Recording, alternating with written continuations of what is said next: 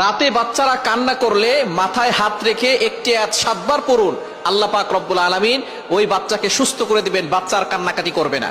বর্তমানে ম্যাক্সিমাম জায়গায় সমস্যা হচ্ছে যে রাতে বাচ্চারা কান্নাকাটি করে, অনেক বাচ্চারা অসুস্থ হয়ে যায়, আস্তে আস্তে কোনো খাবার খায় না, আস্তে আস্তে শুকিয়ে যায়। এরকম হয় কি হয় না? অনেক বাচ্চাদের এরকম হয়।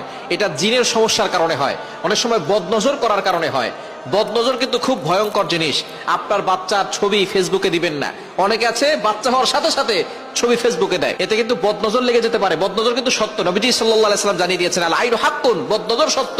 আর এই বদনজর এতটা ভয়ঙ্কর জিনিস, নবীজি সাল্লাল্লাহু আলাইহি ওয়াসাল্লাম বলেছেন বদনজর একজন সুস্থ মানুষকে অসুস্থ করে ফেলে, কবর পর্যন্ত নিয়ে যায় এবং একজন উটকে রান্নার পাতিলে পর্যন্ত নিয়ে যায়। সুতরাং এই বদনজর থেকে আমাদেরকে সাবধান থাকতে হবে।